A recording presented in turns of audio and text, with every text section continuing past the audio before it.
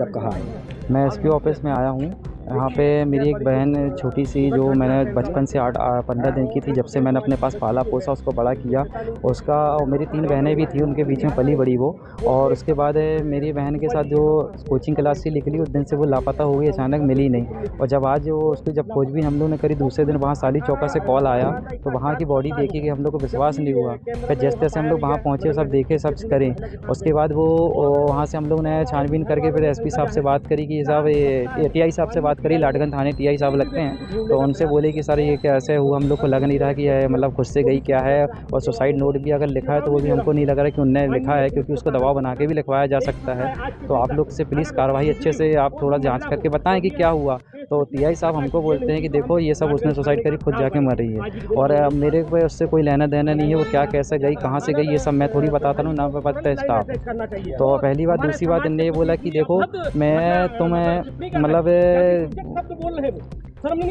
तुम्हें मतलब ये हुआ कि आज तुमने वो कर रहे हो, जांच कर रहे हैं, तो बता रहे थे हम लोग साहब अभी तक कुछ जांच का पता नहीं, रिपोर्ट भी नहीं आई है। तो बोला देखो तुम यहाँ वहाँ से नेतागिरी करवाते हो, मैं परेशान हो गया हूँ तुमसे।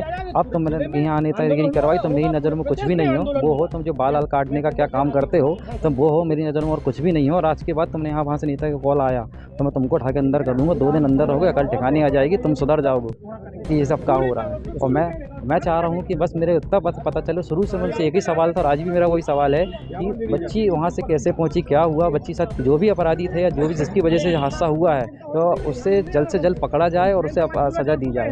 बस इतना चाहता हूँ मैं। तो कुछ जो अभद्र भाषा का प्रयोग किया गया आपके साथ, उस पर आप कितना आहत हैं और क्या चाहते हैं उनके ऊपर कार्रवाई? अब वो उन पे तो अब क्या बताएं, हम क्या बोले हैं उनको। वो उनको इतना डरवा रहे हैं। अभी भी स्टाफ घर पे भेजा हुआ है और बोला है कि उनको बोलो कि आके घर में थाने में बात करें। कब की घटना है ये घटना एक 18 तारीख की थी। 18 तारीख, आज 1 महीना हो गया, पूरा 1 महीने की घटना है। अभी तक कुछ पता नहीं चल रहा कि वो कहाँ गई, कैसे गई। सीसीटीवी से फुटेज हुई वो कैमरे मैंने चेक किया हूँ, उनने कोई कैमरा चेक नहीं किया, उनने कुछ नहीं किया। कैमरा हम ही चेक करके बताए हैं कि उनको यहाँ बच्ची दिखी, वहाँ बच्ची दिखी।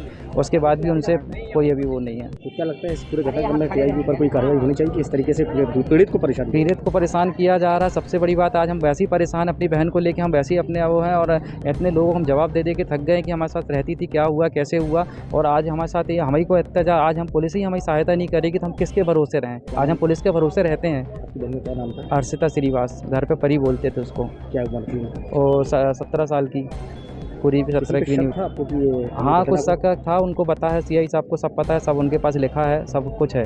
अब वो अभी अब क्या कर रहे हैं क्या नहीं कर रहे हैं, मुझे तो कुछ पता ही नहीं। आज आप